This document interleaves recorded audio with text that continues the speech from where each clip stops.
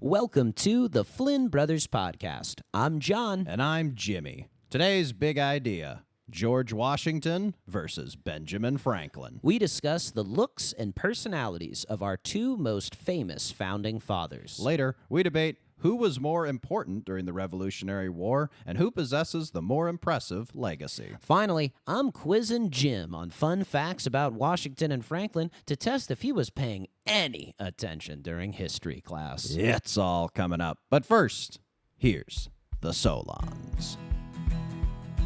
Oh yeah. Oh yeah. Oh yeah. Oh yeah. Oh yeah. Oh yeah. I am nervous. I am anxious. I am skeptical because in today's episode, I am relinquishing control of the steering wheel, as it were. The iron grip with which you usually hold it. And I am giving it over to you. You were in the driver's seat for today's episode because we were talking about George Washington and Benjamin Franklin. And frankly, you know more about George Washington and Benjamin Franklin. And so I got to do what I like least and cede some control over to you. You have many strengths, buddy, one of which is steering podcasts. But I would say that I'm a bit more of the history buff. That's true. A man who delves more into nonfiction. I enjoy history to a certain level of depth, but you have gone very deep into many parts of history, many figures from history, including George Washington and Benjamin Franklin. In preparation for this episode, you have gone through two very long and very detailed books about both men. Is that right? Yes, I have read Washington, A Life by Ron Chernow, and Benjamin Franklin, An American Life by Walter Isaacson, very famous for doing books on Jobs and Musk. Einstein, perhaps, too, as well. Don't quote me he's on a that. he's a big into geniuses, Isaacson. Another book I'd recommend, maybe as a introductory one, would be Founding Brothers, which you have read. That one I have read. That's like a kind of 10 chapters, shorter chapters about sort of different areas of development in the United States, kind of during the Revolution, during the Civil War, stuff like that. Yeah, right? seen through the lens of each of the founding fathers, who we have now mythologized into these great figures of historical significance, which they are, but they were also living and breathing human beings. So the way that we're going to do this is we're going to break it down into 4 categories, and we're going to decide at the end who is the ultimate founding father. And so what we're going to first look at is their looks, their personality, then their role during the Revolutionary War, and finally the post-revolution legacy. And it's important to note that George Washington and Benjamin Franklin, typically in our Versus episodes, they're rivals that we cover, right? NorCal versus SoCal, Anthony Bourdain versus Guy Fieri. George Washington and Benjamin Franklin, they weren't necessarily rivals, but we're kind of posing this as, like you said, who is sort of the true father of the United States? Yeah, they really operated in pretty different spheres. George Washington being primarily a military man, and Benjamin Franklin much more on the side of diplomacy, ideas, science, inventions, that sort of stuff. So they were pretty important figures. Certainly, I'd say the biggest celebrities of the colonies when the war started, but never in any sort of serious rivalry, and probably didn't even honestly interact all of that much, except for there's one very significant moment where they kind of overlapped, and there could have been a point of tension, but it was elegantly resolved. But that's a tease. That's a tease for later. I assume we'll get to that. Well, look at you. You're steering it pretty well. You're doing teases. Yeah, teases. I just was take in notes. Yeah. Well, I can always learn. Speaking of learning, I just learned from our producer, Will Slade, that instead of our typical game at the end, you will be peppering throughout the episode some trivia questions about Washington and Franklin. That'll sort of operate as our game throughout the episode. Yes, we're mixing it up. Now that I'm in the steering wheel, I'm changing the radio station a little bit. I'm putting back the backrest. Well, and, my sympathies lie with our listeners. Hopefully this isn't too much of a shock to them, this change in pace. All right, let's dive in. So the first thing I would say, this was probably what beguiled me most as I was reading this humongous George Washington book. What does George Washington look like? What did he look like? Obviously, everybody has seen the portrait of him that is on the dollar bill, that is most famous. That is a portrait of Washington quite late in his life, where he was very feeble and had lost most, if not all, of his teeth. But starting in his youth, George Washington was an incredibly impressive man for the era. He was tall, probably above 6 foot, maybe 6'1", 6'2". Some people have put him at 6'4". That's sort of a faulty estimate done based on when he was a corpse and his feet were stretched out. So anyway, that's all wrong. But how tall were most men at this time? About 5'6". Okay, so he's 6 foot would have been pretty big. He's towering over them, and he carries himself in a very regal fashion. He oddly has sort of narrow shoulders, but broad hips. He's incredibly strong. There's many stories of him seeing some... There's a story of two men. They're holding a pole, like those Scottish games. You ever seen those Scottish games where they toss like a log? Yeah. And they try to throw it as far as they can. So they were taking turns. Washington watches this, hops off his horse. It's like, oh, maybe I could have a shot at it. Hurls it way farther than the guys who've been working on it all afternoon. There's dozens of stories like this. But the other thing that he was well known for was he was a master horseman. Just could do everything on a horse. Tons of stories and battles where he's about to topple off a cliff or some terrible thing is going to happen, and he steers the horse in just the right way. And so that was his real strong suit. He was a man who carried himself with this sort of majesty and grace. He wore very fine clothes, known for his velvet suits. He would wear cocked hats with ostrich feathers, the latest in fashion, as well as gold buckles on many things. And this was a person who highly valued his physical appearance. Okay. He did not take this thing lightly. He really cared about the surface of the way things looked, reflecting sort of the inner character.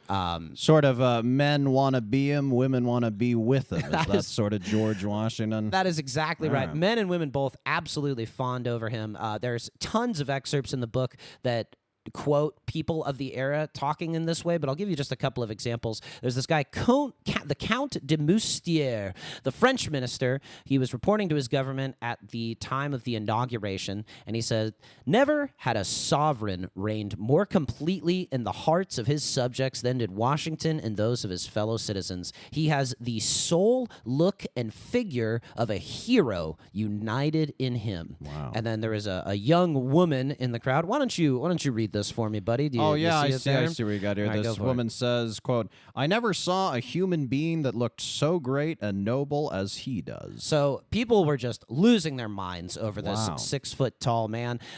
He never wore a wig, but he had long red hair that faded to white as he got older.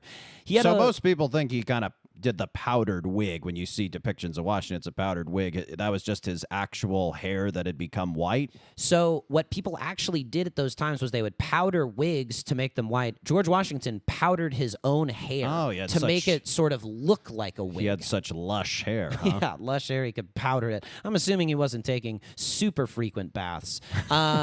He had a weird face. Yes. There's really no other way to put it. Yes, Yeah, it's very strange. He has a strong brow. He has pockmarks on his cheeks and nose, which was from a case of smallpox that he had sort of in his teenage years. Long, big, straight nose and this very oval face. And it sort of bedevils these portrait makers who are falling over themselves to do likenesses of him because he's so famous, not just in America, but worldwide. Portraits of George Washington sell like hotcakes, and prints of those portraits do as well. So they have a tough situation where this is a man with a difficult to capture face with definite imperfections, but they also want to idealize him because that's sort of the style of the time, as well as befitting of a figure of his status. But it was tough because he looked like Ray Liotta. Yeah. Honestly, Ray Liotta, not a bad. Picture Washington. Ray Liotta, a little taller with long white hair. And I Okay, think you've that's pretty much got Washington. George All right, Washington. all And then, of course, this is the most famous thing about George Washington, his teeth. His teeth. terrible The teeth. myth is that he wore wooden dentures. Is that true at all? Yes, it is not. real thing that he had were probably ivory teeth, and ivory stains if you drink a lot of wine and beer, as Washington did at most meals. He would have like 2 to 3 glasses of wine, big mugs of beer, and this was considered a moderate drinker for the era. So Wow. people were drinking a lot during the Revolutionary times. Well, booze was probably weaker back then as well, right? It maybe wasn't as Certainly. high of alcohol. Yeah, levels, and the water quality was certainly questionable. But so anyway, those were his stained dentures stained by beer. So that's and what wine. people thought were wooden dentures, were just stained, booze-stained ivory. I see. Okay. Booze stained ivory. They were also made from horse, donkey, sheep, and sadly, human teeth.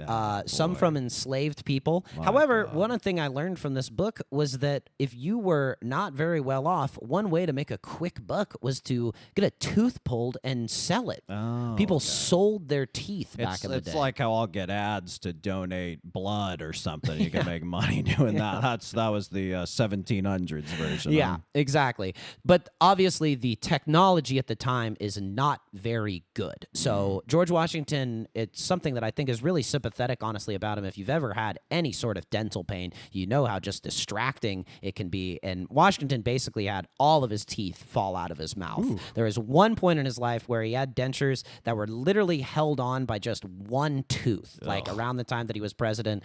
And as a result of this, he was very insecure about it. He would speak very quietly because he didn't want to open his mouth very much because he was afraid that dentures would fall out or slip out of place. It reminds me when I had braces and I was scared to smile and show my teeth, so I would do that thing where your like lips are kind of pursed down and you just do a tiny like insecure middle school smile because you're scared to show your teeth. I sympathize with Washington. That's George Washington at every official function.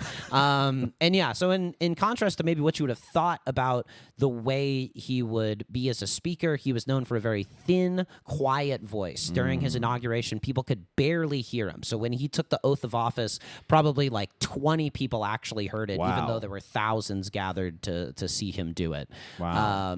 And of course, we mentioned earlier his relationship with the women. How did women see him based on this? Women obviously very much loved him, and George Washington too. There's several odd notations in his diary where he would go to these official functions where people would want to celebrate him, and he would count the number of women who came up to greet him. Oh man, Yeah, boy. a little bit of an odd duck there. In terms of his romantic life, he had a very deep sort of friendship partnership with Martha Washington, who was a wealthy widower who he married, and that was a way that he came into a lot of his land and money, and sadly enslaved people as well. She was a widower, isn't she a widow? She was a widow, yes. A male is a widower, right? She was a widow, so she was married before I see, Washington. Washington, Marries her. Okay. And they have a very solid marriage, not a ton of love there. The true love of Washington's life was a woman named Sally Fairfax, with whom he had a pretty deep emotional affair with, and she was the wife of his friend who lived nearby, and she sort of showed him the ways of the Virginia aristocracy and sort of coached him in some of the ways. But yeah, he was very much telling this chick that he really liked her a lot. I guess Washington at this time, they didn't have bro code, so he didn't know it's not good to have an emotional affair with your buddy's wife. He didn't know about all that. They didn't know about that. That wouldn't be That's set interesting. down until the Declaration of Bro Code, I believe, in 1805. Sounds right. It's interesting, though, you mentioned these, looks are obviously important. I think when you talk about leadership and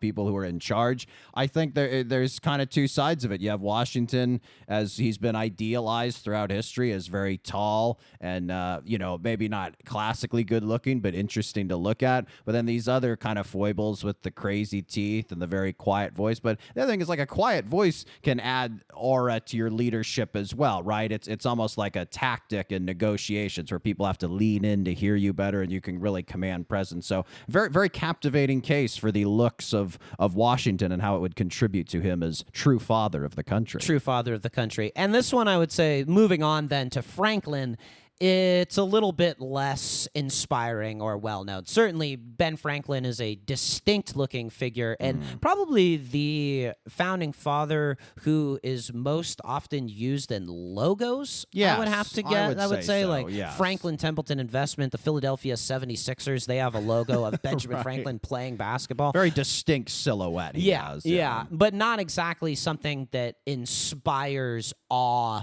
or fear in the enemy. You know, Yes. he's much more of a everyman. So he was thought to be a little bit above average height at 5'9", kind of like stocky and powerful when he was younger, but it grows to be quite rotund as he gets older. Eventually, he walks with a cane due to gout, as Which we've covered in our previous Yes. episode. And, I yeah. can relate. I don't have to wear a cane, but I understand the gout pain. If I had a time machine, I'd do a few things. But one thing I'd do is get back to Ben Franklin and give him some allopurinol. Oh, man. I thank you, sir.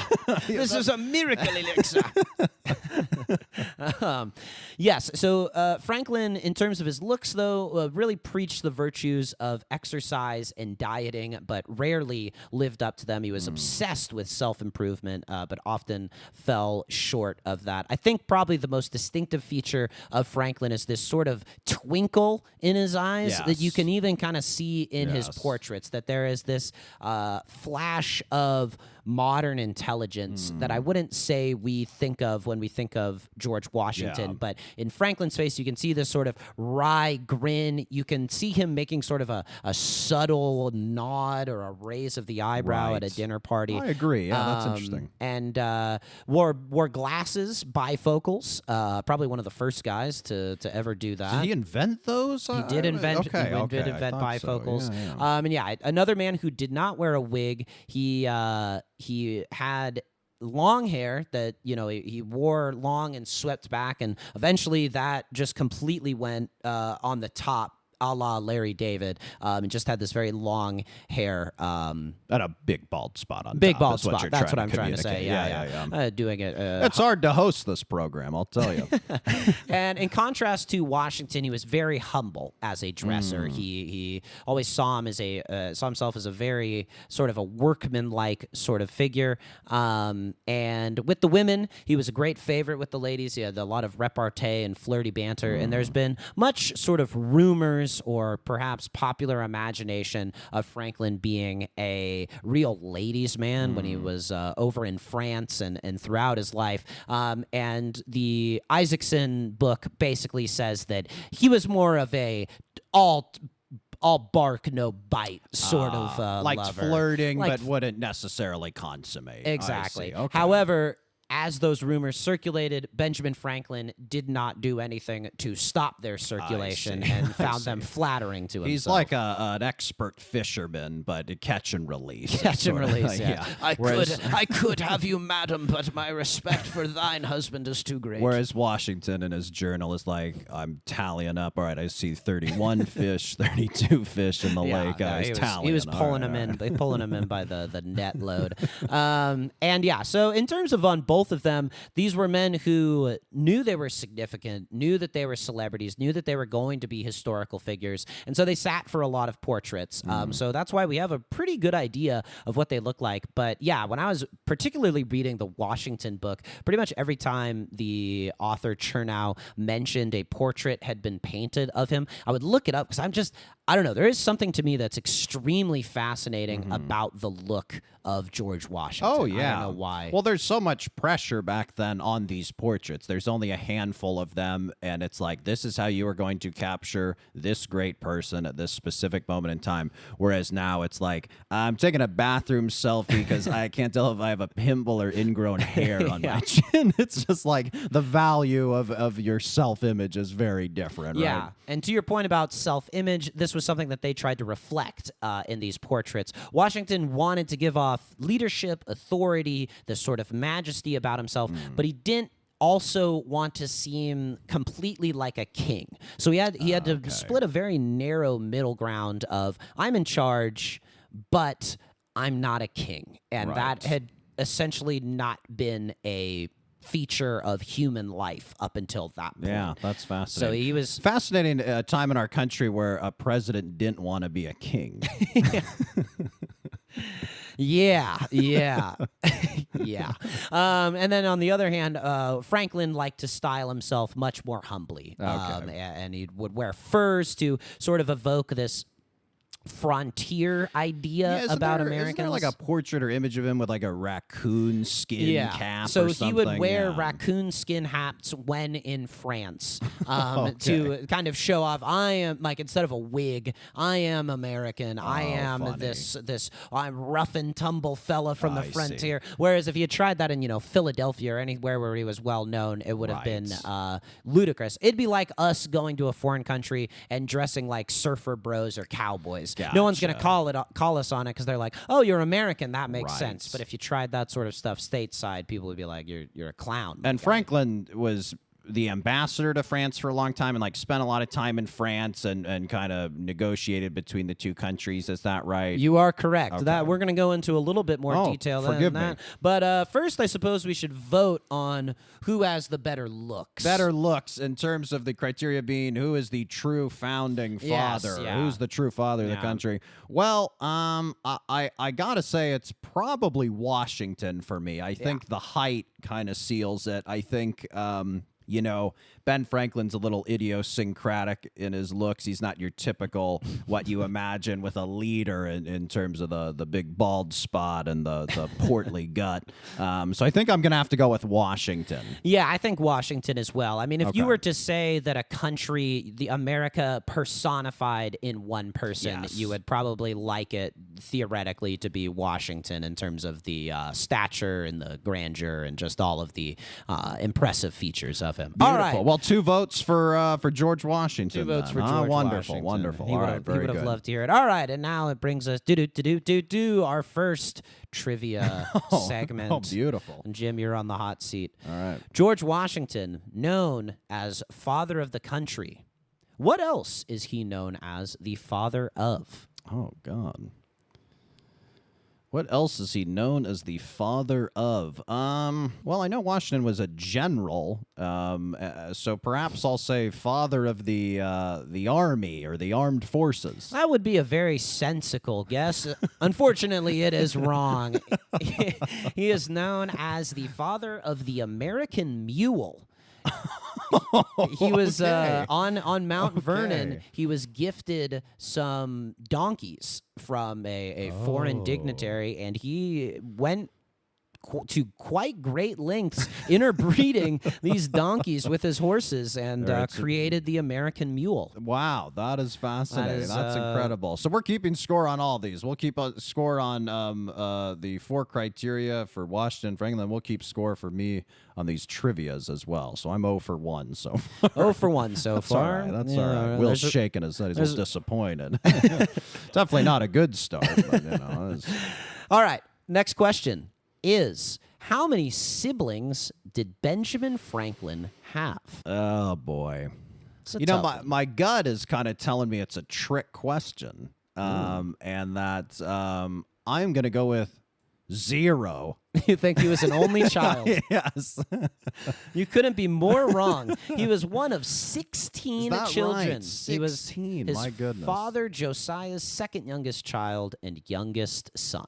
Wow. So this is another thing I think that's very emblematic about Franklin is, if you were born into a traditional noble society, being the youngest son, that's a really tough hand to be dealt. And Right. so he sort of takes this traditional idea and becomes the great success that he was. Well, we're off to a slow start for Jim, but a hot start for me. We're going to head into a break.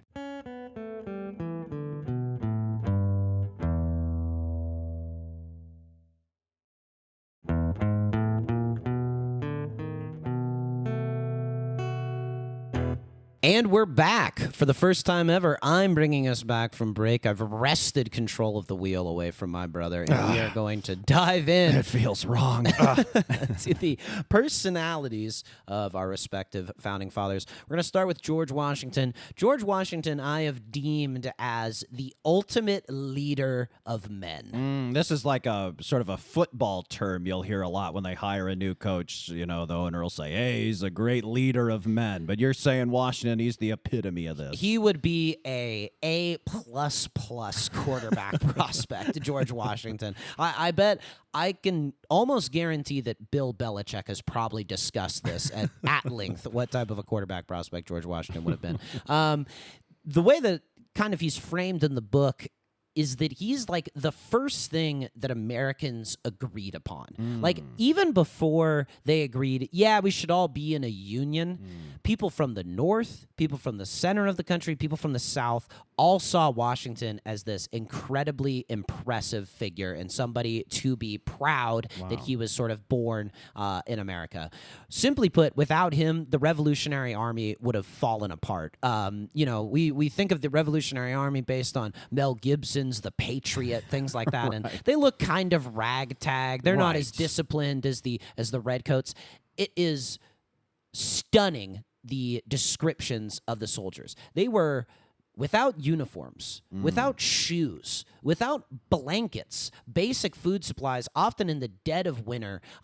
They were signed up for basically 6-month or so rotations in the Army, these volunteers. So basically, Washington would get this just ragtag bunch of know-nothing men who he had to whip into shape to be soldiers, and by the time he'd done that, they had served their time and they were off, and he basically had to do it again and again and again. Man, that's crazy. And you have this army against the thought to be invincible British army. Right. And at this time, they had never lost, really. The sun had never stepped. They had the world's foremost navy. However, this sort of made them arrogant in the conflict, and so Washington lasts the entire Revolutionary War as the general. He's never replaced. He starts the war and ends the war. It's a very long war, very tough, and 7 years or so. How long is it? Something like that. Yeah. And Britain, in the time of the Revolutionary War, sent 5 generals, 5 different men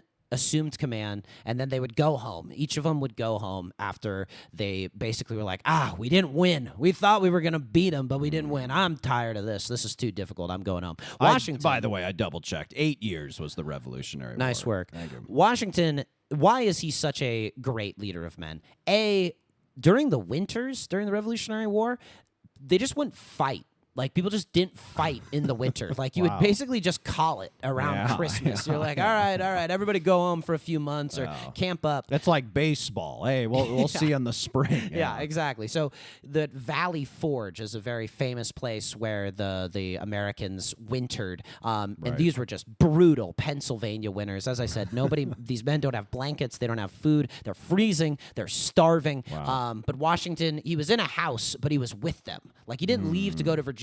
He was still there, still riding around on his horse. And there's so many different depictions of men's spirits being lifted to the heavens just at the sight of George Washington. Like, it's like when a coach, like the team's running wind sprints and the coach gets in line and it's like, oh my God, he's outpacing them. Yeah, it's like he was like one of the dudes, wasn't he? Absolutely, yeah. I mean, I think just kind of imagine the leader of the King of Rohan before the Lord of the Rings, the final battle, when he's just it's a red day, and then just starts screaming death. That was George Washington. In battle, basically impervious to bullets. Like, just would be at the front line, would never get hit. In the French Indian War, when he was still a British soldier, he had 2 horses shot out from underneath him. Man. Got on 3, obviously. He had bullet holes in his coat and hat and was completely unscathed. Wow. So just a man who was touched by God, basically. Yes. The Native Americans even thought this of him. A mix of luck and almost a Terminator-like invincibility. Yes. Yeah. And Yeah, so he, though, could be very, very strict. He was certainly a disciplinarian. He would hang men for desertion, which was just, I mean, you had to do something to keep them from leaving, I guess. But yeah, he'd hang them.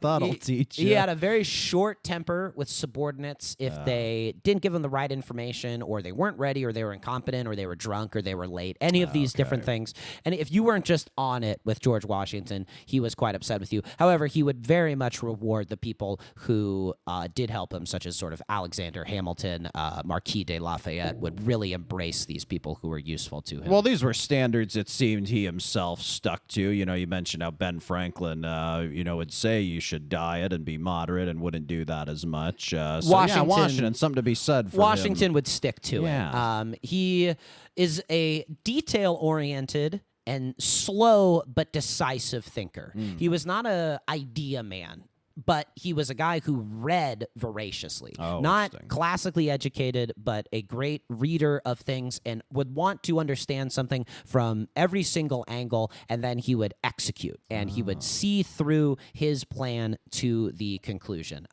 Not the best improvisational guy, but very steady, very measured. You knew what you're going to get with him. He wasn't a guy strategic. Yeah, he'd be strategic.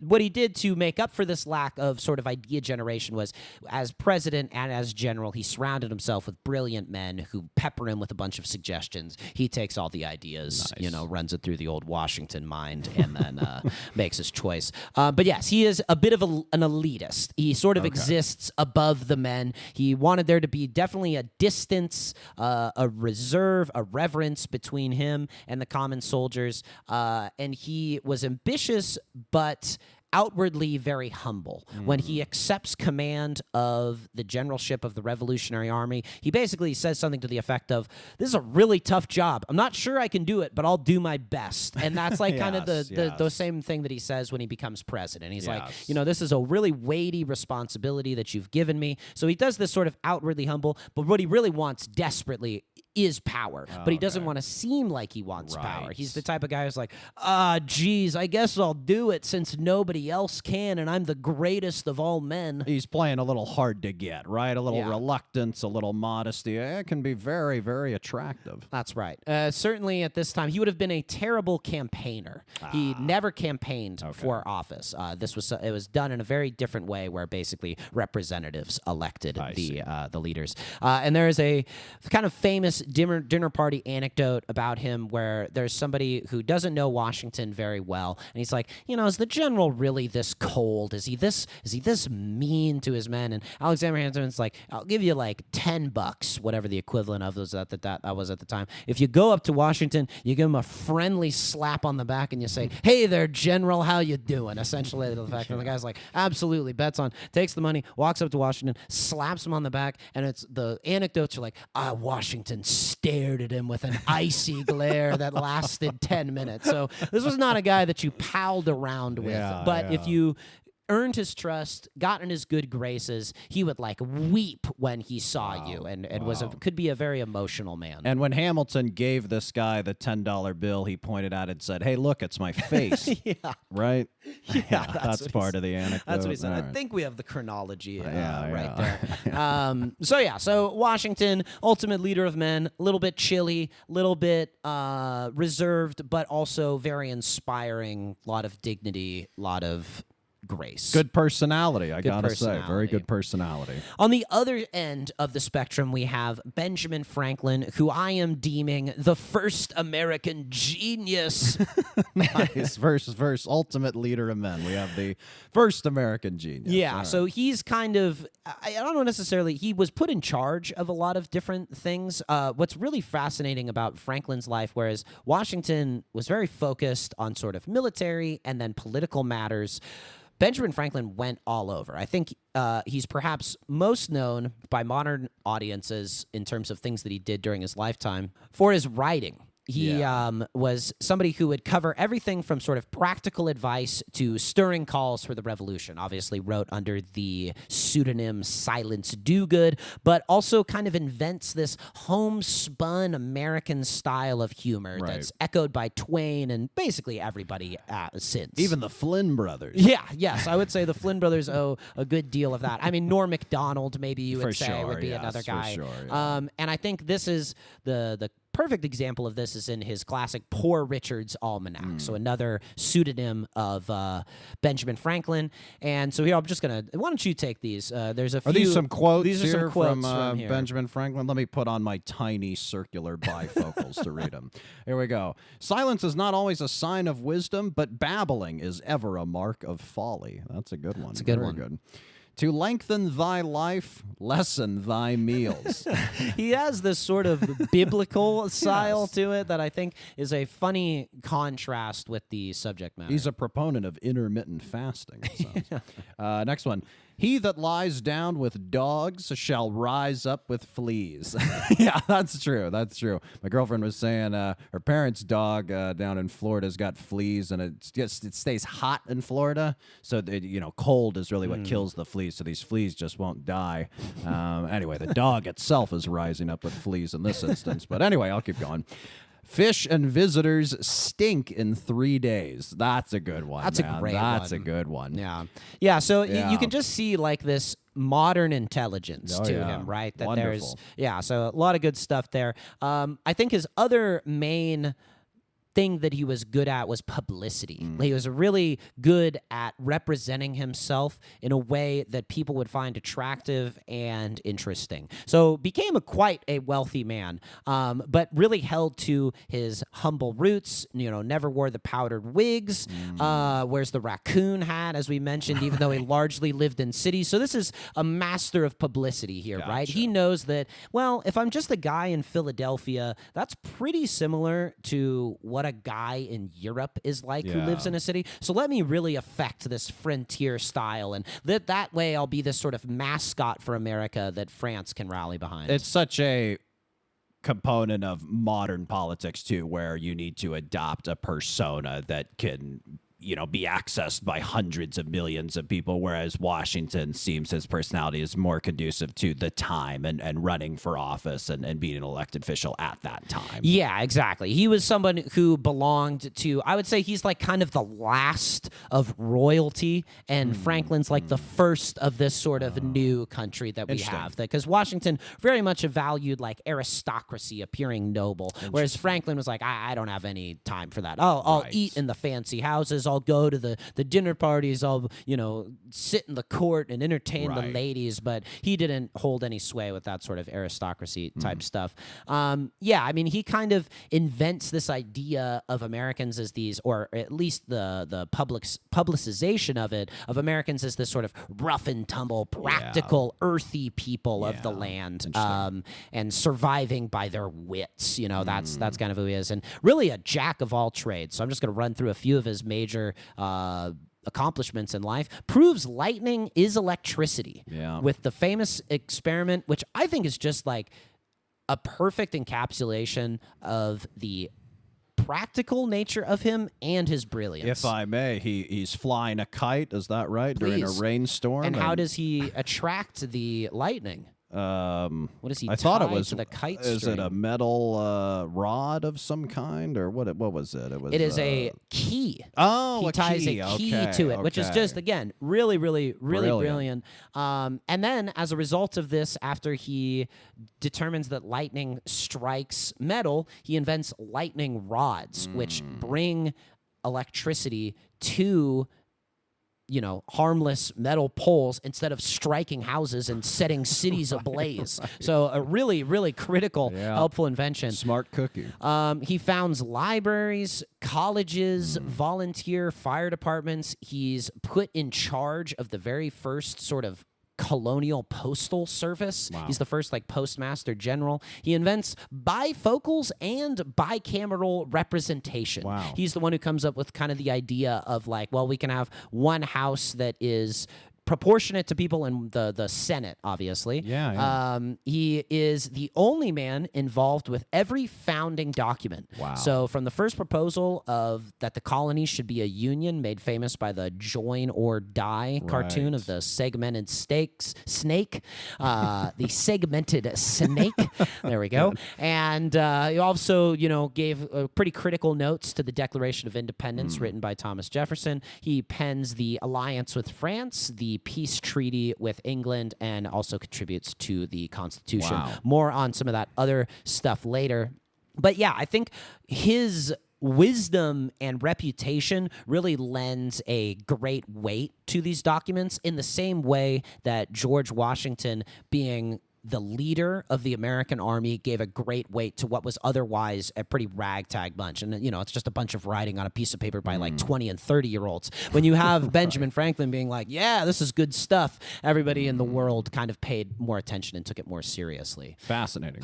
So Franklin, as opposed to being the kind of god among men as Washington is, he's sort of very much a middle-class man. He's what I think maybe the ultimate citizen. Like Fascinating. exactly what you would want to see it as a citizen of America. You have some humble roots, but then you come to this place of great power and prestige. Many and wealth. curiosities, many interests, jack of all trades. Exactly. Yeah, it's very, very true to the representative American spirit. of the freedom that you have Absolutely. in this new nation. Fascinating. So let's. What do you think? How do you feel about their personalities? Who do you like a little more there? As we were going through Washington, I was very persuaded by, again, his presence, the fact that he would hang men for treason, very, very American.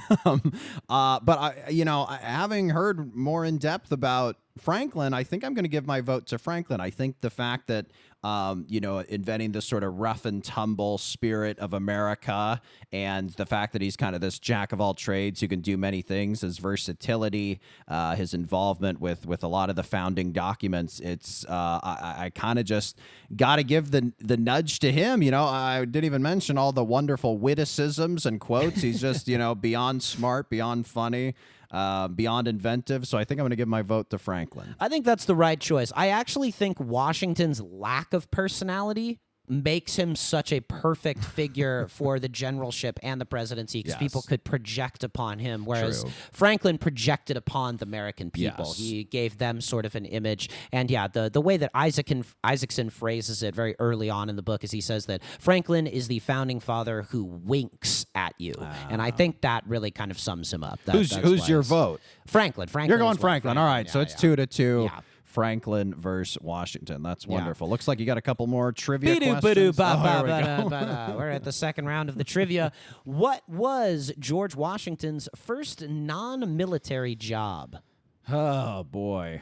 When we did the California quiz, I gave you a few softballs. These are all pretty tricky so far. I'm trying to stump you. First non-military job. I assume he was a younger fella because he was in the military pretty early, wasn't he? Yeah, but he was sort of on and off. I know the tale of him chopping the cherry tree and fabricated, but that's all right. Okay, well, I was gonna say what lumberjack, but I suppose that's not it. I'm gonna maybe you could give me a little hint. Is it something involving working with your hands? No. Okay. Think of the country. Think of America. First Was it non-military. known very well at this time? The Some- contours of the something- land.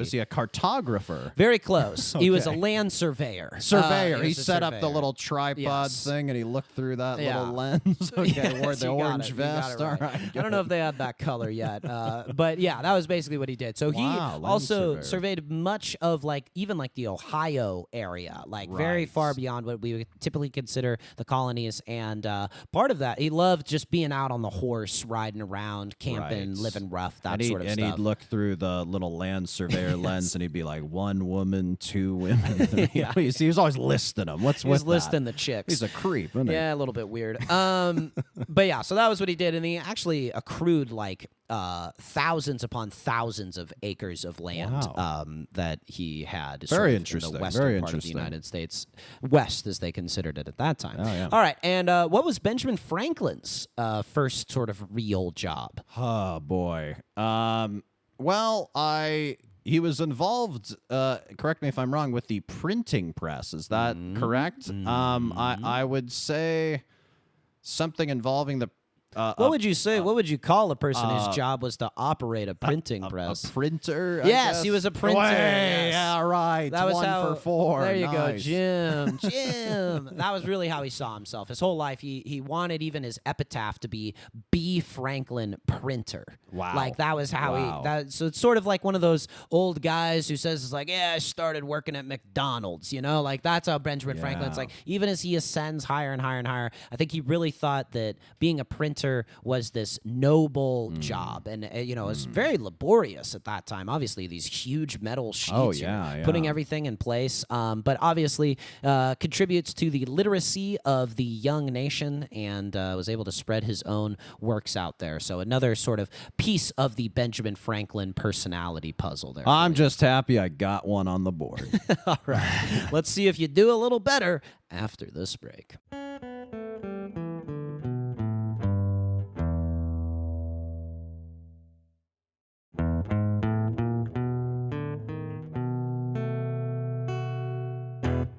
And we're back for the second time ever with me, John, bringing us back from break. The crowd goes wild. We're going to get into their roles during the Revolutionary War. Quick score recap. We got Franklin versus Washington tied up 2-2. 2 votes for personality went to Franklin, 2 for looks went to Washington. That's true. Had to get my beak wet there. Yeah, there you go. Nice. Thank you for keeping things on track, keeping the audience abreast of the developments. Okay, so Washington, pretty obvious what his role is during the Revolutionary War. He commands the Revolutionary Army and basically early on realizes that this has to be something that he just doesn't lose this war. He doesn't know how to win it because the Brits are so much more superior. Right.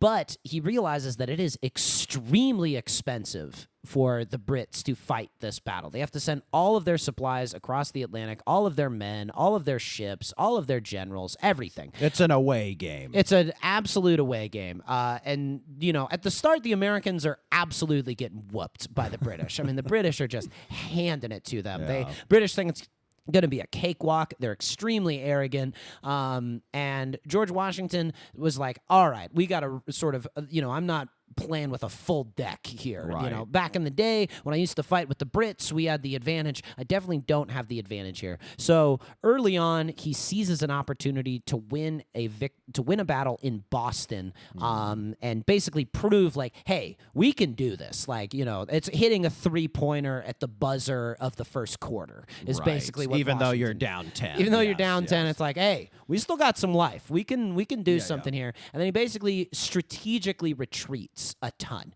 dragging the British on a sort of wild goose chase, picking them off with little ambushes, not fighting in this sort of traditional style of just everybody lining up and blasting each other to hell with lead bullets.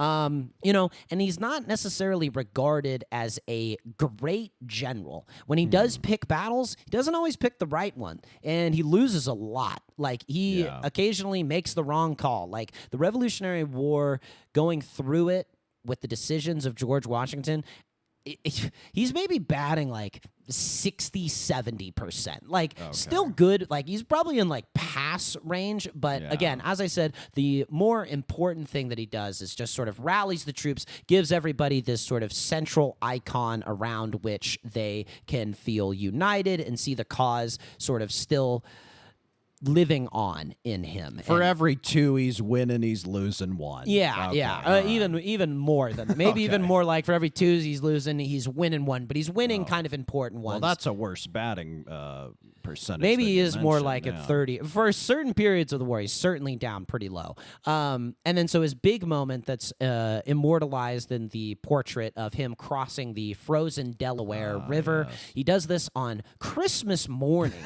which is pretty ballsy to do, and it's a sneak attack that requires a lot of coordination. There's a bunch of different points where it could have completely fallen apart, and they could have alerted the people they were attacking, the British, except they weren't British. The British actually used mercenaries, Hessians. They would recruit people to fight for them. So as opposed to the Americans who have this cause for freedom, that's personified by George Washington, very singular, very easy to identify, and everyone's sort of in it for the same reasons.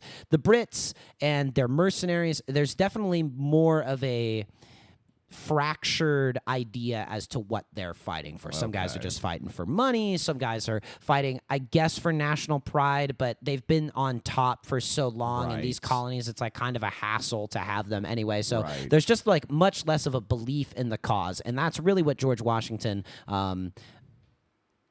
encourages in his soldiers and the people, and one of the main ways he does it is this, again, crossing of the frozen Delaware on Christmas morning. It's a sneak attack. He basically lays waste to this camp of Brits and mercenaries, and that's one last lick in before the winter, and then everybody retires. So again, it's like there's going to be 3 months of no battles, so he gets one more victory right at the last second before we're ending. So he keeps getting these sort of strategic victories that keep morale up among the people.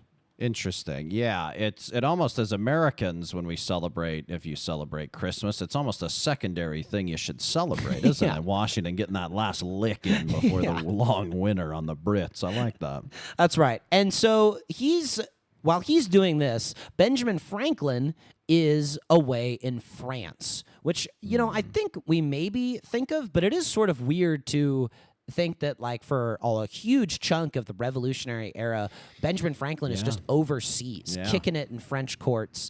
And the thing he's doing is trying to get the French on the American side. The French have always hated the British. The British have always hated the French. This goes back to medieval times where the two countries have invaded each other, and during different periods of history, had control over the other. You would think that there being the English Channel between the two of them would help them realize that they're two different countries, but for a while that actually was not how they thought of things.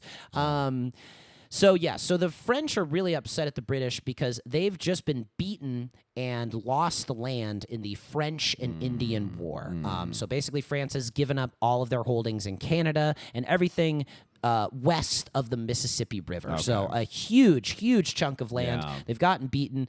Ironically, this is a war that was started by a young colonial British officer by the name of George Washington. Oh, my goodness. What does that mean it was started by him? So there was tension between the French and the British. There were disputes over whose lands were whose, and the French had been trying to sort of win the sympathies of the Native Americans and have them launch raids on the French behalf against British colonists. And so it's like, hey, we didn't do anything. It's the Native Americans. And don't they have a reason to be upset at you guys? This sort of an idea. So they're kind of, playing dumb, playing coy. And then eventually, though, George Washington, he's with his unit of Brits, and they see some French military around. And it's like, all right, it's on. These guys are clearly fighting us. So it's kind of a controversial thing because it's a total mismatch. Like, George Washington's band of troops is way bigger, way more prepared than the French, and essentially it's just a massacre. Like, Washington massacres these French soldiers, and I think afterwards is realized, like, oh boy, oh geez, I've really done something here, because the French started a war. I've started a war here, and he doesn't exactly cover himself in glory, because he's like, all right, they're going to be coming back. They're going to be looking for these guys. They're not going to be happy about what I've done to them. And he chooses for his position to fight basically a muddy ditch, like a bowl. Imagine a bowl, right, where there's the low ground. He makes a fort in the lowest part of the low ground, and it's muddy, and he's just getting hailed upon by French bullets in the retaliation, and just kind of barely escapes with his life. So very brave, very daring, but not exactly military brilliance. So that's what starts the French and Indian War, and it goes on for a very long period of time. And eventually the Brits win, but it is extremely expensive. And so they want to win their money back and sort of replenish their coffers by heavily taxing Americans. And which that's sort of that leads to the revolution. very there good. You go. All Excellent right. work. And so France, though, doesn't want to back a loser. So Franklin's working them in this charm offensive, and these sort of strategic Washington victories convince France that this is somebody to kind of get behind. And so eventually Franklin negotiates this alliance with France, and France basically, without France, America does not win the Revolutionary War. right. They send their navy, which defeats British fleets, which allow supplies to get to Americans, because the British have basically cut off America from the rest of the world, so they were kind of starving them out in that way. They had a superior, more disciplined fighting force that wins a lot of the decisive battles, really turns the war. And even George Washington is outclassed occasionally by these French commanders. Washington has a lot of sort of schemes that he thinks are really good ideas, and the French are like, no, I'm not too interested in that. And there's a big battle where it's kind of the two of them sort of coming together, Washington and Franklin. The French are really waging war against pretty much the last remaining British force on the mainland, and Washington is quite north and marches hundreds of miles south to assist and essentially clinch what is called the Battle of Yorktown, which is the sort of decisive victory. Yes. And this destroys the American victory, destroys the British reputation of sort of invincibility in military and naval matters. Right, they were considered the greatest navy the world had ever seen. That's right. Yeah. And, they were still a formidable force, but no longer completely invincible. All right. Okay. So that was a bit of a rundown. How do you think, what do you think's more important here? So we're evaluating here their rule, or Their excuse me, role their in the role, Revolutionary War. Role in the Revolutionary War. Bit of a tongue twister, isn't it? We could use it to practice before our next podcast. Yeah, it's tough to say. I kind of want to kick this to you because you're more the expert here. What would you say between Washington and Franklin? I would say without France's support, which was critically secured by Franklin, George Washington does not win the war. However, I do think somebody else theoretically could have won France's support. I do not think there was anybody else living at that time who could have held America together. So I give the nod to Washington there. You give the nod to Washington. Yeah. Interesting. Because I think his just force of personality and stick-to-itiveness that saw the whole war through was most important. I see. He kept the home fires burning, That's as right. it were.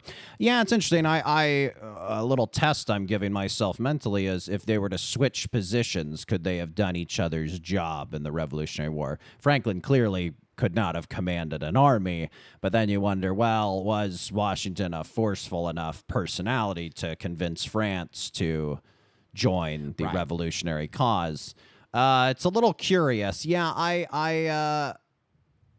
gosh, it's hard. I think I perhaps respect more Washington's stick-to-itiveness even when things were difficult, and he had a more difficult time versus Franklin, who was, eating croque madams in Paris. So I think I think it's fair to give the nod to Washington as well. I think I will give the nod to Washington, even though at times he lost and at times he was imperfect as a general. It seems like without him lasting as long as he did on the battlefield, it would have been a hopeless cause. That's right. Nobody else I think could have done the job. All right. Bing. We're in the third round of trivia.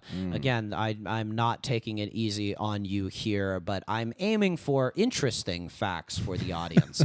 So here we go. In addition to being a master horseman, what other athletic activity was Washington widely regarded as excellent?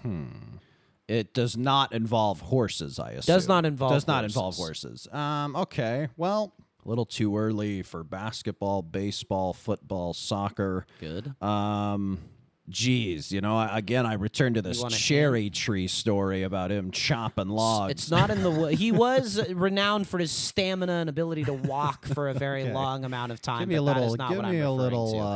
Chum in the water. Think about what if Washington. He went to a lot of balls. He went to a lot of parties, receptions for him. It's an athletic activity. Athletic activity. Dancing. Dancing.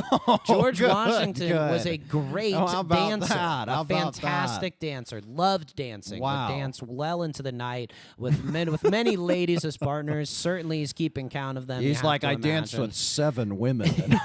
Look at this tally mark. No, I made. that was one of the things he was widely regarded. Am as I being getting incredible full at. credit for that? You certainly helped me quite a bit. I can steer you along. This is a Okay, this is an full open point, book, full point. open Will. brother test. Thank you, thank you. All right. What sports Hall of Fame is Benjamin Franklin a member of? Well, Franklin, as a man of leisure, I'm tempted to think this may have been somewhat of a parlor or barroom game. Is that, or sports? Is that true or no? It is incorrect. Incorrect. This would be outdoors. Outdoors. This sport. At this time, yeah, Wow. outdoors. Now, What sports Hall of Fame is Benjamin Franklin a member of? it's one of our oldest sports. Gosh, I don't think he think ever competed in a competition. I'm gonna just guess because the word is French, I believe. Lacrosse. No, no. Although I would have loved to see Franklin twirling a stick. Certainly has the lettuce for it. He is in the swimming Hall of Fame. Really? His favorite form of exercise was swimming, and he even invented these like little paddles that you put on either your feet or your hands to help you move through the water. Very cool. I like that. I like that a he was lot. in the swimming Hall of Fame. Wonderful. And we're going to take a quick dip and be right back.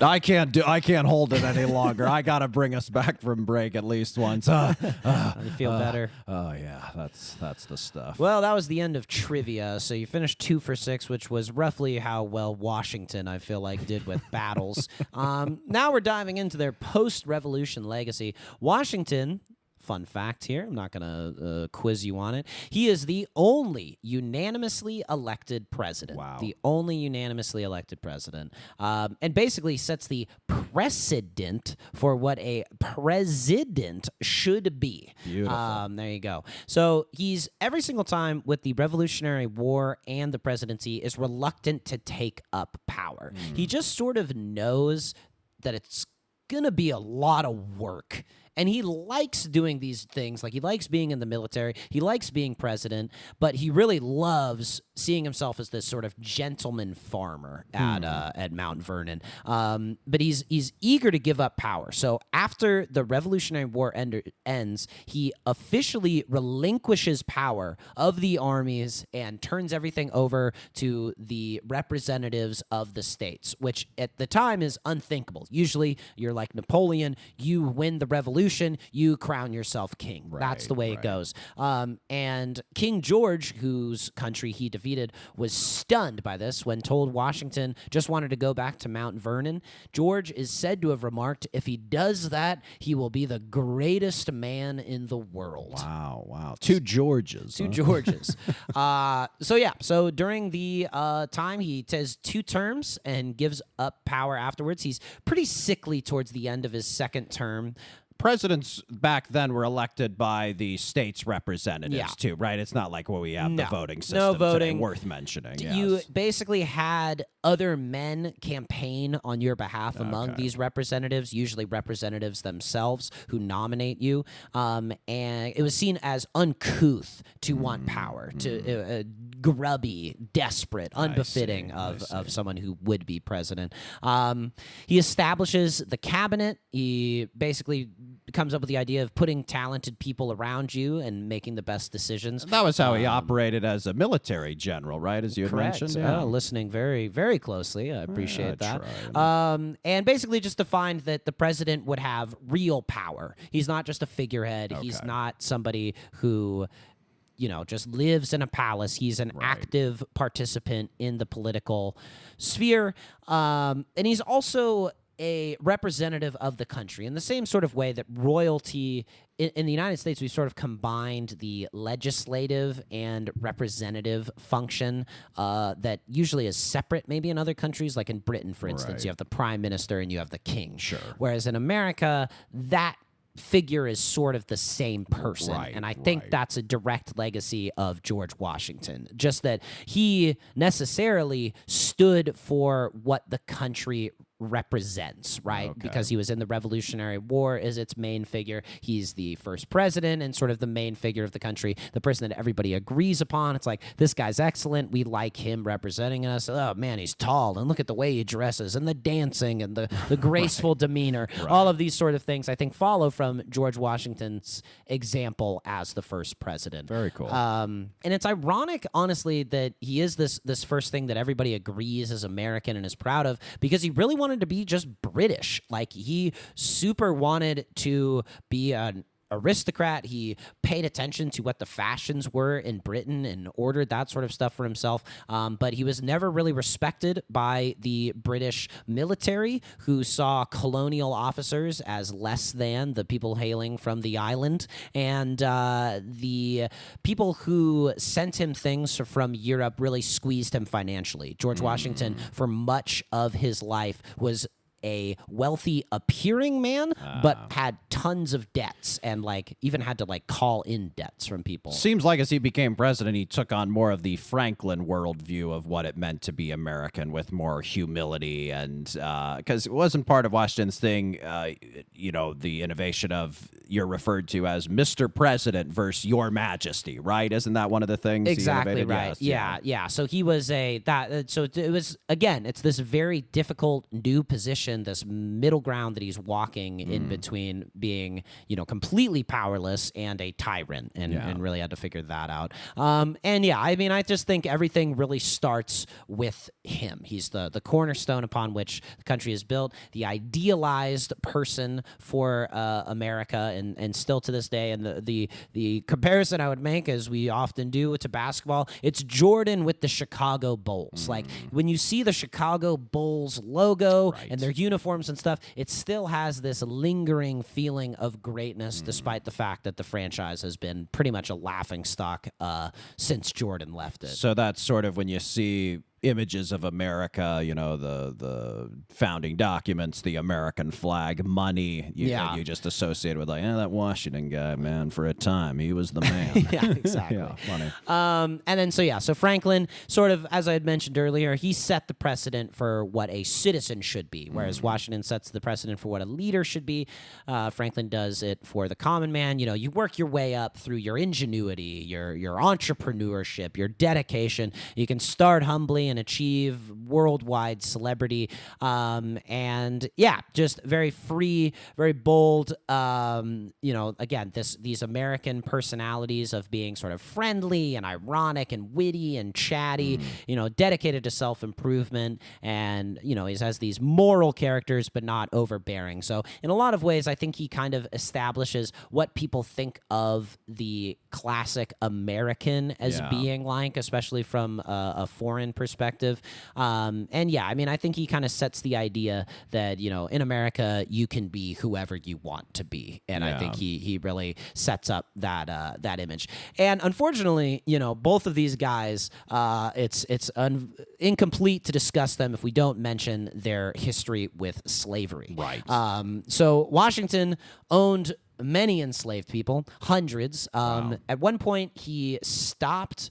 He made it kind of a half measure. He's like, I'm not going to purchase any more people, which is that's pretty good. But the problem was that he already had so many people enslaved that they obviously reproduced, and so he had a massive population of people who also were either older or too young to work, and so he had just this huge amount of people that he was supporting, and the economics of slavery, not even to mention the obviously abhorrent morality of it just didn't make sense at all for him. Right. And he was sort of naive. This was probably the most naive that Washington was. Sort of just hoped slavery would fade away on its own, that it wouldn't require the Civil War, that just one day it would go away. And he didn't understand why for instance, he had a very celebrated cook who ran away from him, and he didn't understand runaways and would pursue them even, send people after them, and also didn't understand why these people who were on his plantation didn't work super hard unless he was around. That's you gave them absolutely zero incentive. But Washington himself was a very hardworking guy, so this was just a huge blind spot for him that he couldn't see the world through their eyes. It's a big part of the Founding Brothers book. They refer to slavery as sort of America's original sin, and they talk about how in order to create the country, the South's big stipulation was they had to keep slavery legal, even though the North didn't want to. And that was sort of the agreement some of these Founding Fathers made was, okay, we're not going to outright ban it in these founding documents, and then obviously they pay the price later down the line in the Civil War. But yeah, it is incredible just hearing just the mental gymnastics, the total blind spots, the just lack of empathy and just basic human decency, even in these men. Most would consider Washington a great man, but clearly in this way he was not a very good man. Indeed. However, at the end of his life, he sort of sees the awfulness of this perhaps more clearly, and he makes it in his will that the enslaved people who are under his control are freed upon his death.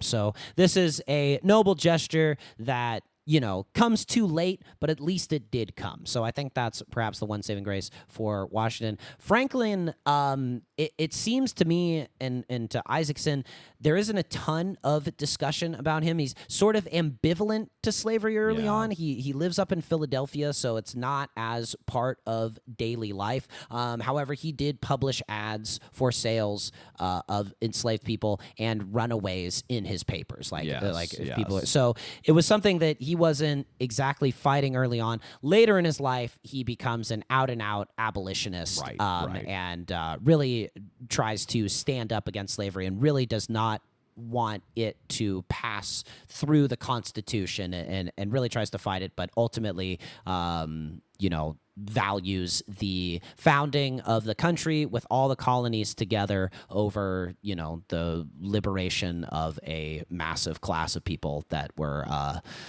taken and enslaved. So really tough to kind of look at both of them in this way. But for the time and for the class that they kept, particularly among the founding fathers, I mean, Thomas Jefferson, good Lord, they're certainly not as bad as him. And I think that, on a scale, they come out pretty decently. Obviously, though, nobody comes out super great among the founding fathers in that regard.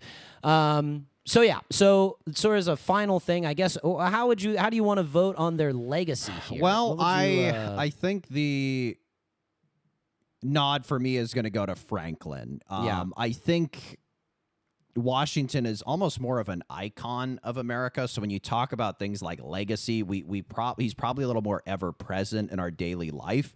But I think Franklin, just in terms of establishing what it means to be a citizen of this country, being a little smarter, a little more forward thinking than Washington, although he was a flawed person, I think I'm going to give the nod for this category. What are we calling it? Post-revolution legacy. I'm going to give my vote to Franklin on this one. I'd say too. I think Franklin definitely lives on better as a figure than Washington does, as a sort of a human being. And so that brings us to a complete tie. Are we at a deadlock, Will? So we've had ties before on this program. Wait a minute. Do you have a contingency plan for this? I do have a contingency plan. We will follow what they did at the Constitutional Convention. I'll sort of end on a great moment for both of them after that final discussion of their legacy. So at the Constitutional Convention, when they're deciding to write the Constitution, we need somebody who's in charge, who's going to keep things moving along, who we can all, sort of go to at the end. And there's only two men who could possibly be considered for this position, and it is Benjamin Franklin and George Washington.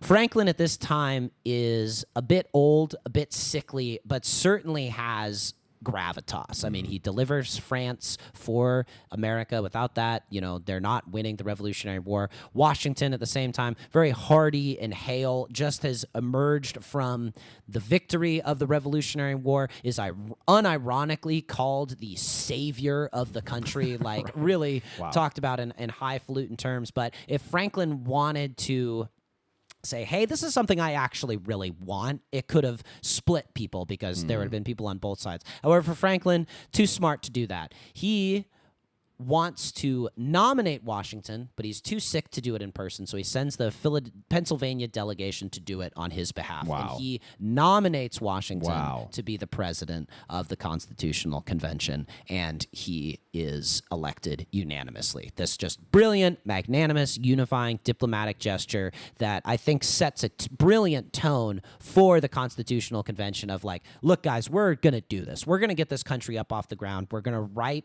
a document that has lasted incredibly as long as it has. And I think it's just sort of a classic gesture for both of them, for Franklin to look at the job of president, which is actually, especially at this time, one where you're basically just like listening a lot and taking notes and having to pay attention without getting a ton of like your own words out there, because you want to seem sort of impartial and not leading it one way or another, which isn't really a good role for Franklin. Much better role for Washington to have. And so I think this sort of self-awareness of Franklin is incredible. And then, of course, also you see it from the other end of George Washington, this position that the other guy recognizes isn't that great, but does come with this prestige, does come with some importance. And he's like, all right, I'll do it. Reluctantly, but also, sort of smirking and really enjoying settling into that big chair that's up above everybody else.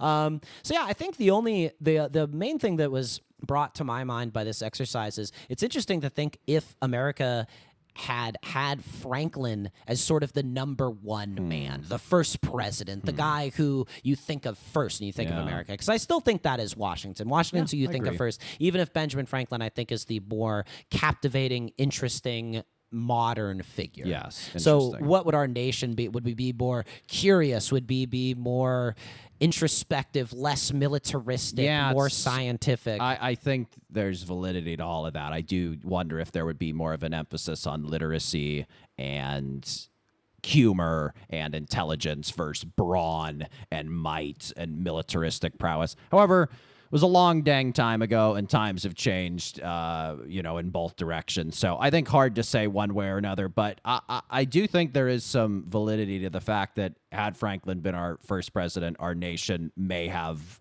other things we identify with in terms of what we consider patriotism. That's a great point. I think, too, though, another thing that you forget as you're an American with how, well, up until recently, stable our country had seemed, that you needed this person like Washington at the very beginning to just be sturdy and like a rock. And it's like, this guy, nothing's going to change. This country will exist. And Franklin, I don't know if he had the physical constitution to make that happen despite his mental brilliance. Well, they were in a deadlock tie, but if Franklin himself said George Washington deserved to kind of be this true founding father of the country, I suppose if it's good enough for Franklin, it's good enough for us. So what do we say? We give it to George Washington? We'll give it to Washington, but the fact that Franklin nominates him sort of gives it to Franklin, doesn't it? It's like it's kind of like this sort of very clever way of him doing it. So once again, we leave the audience dissatisfied by saying if I were to put,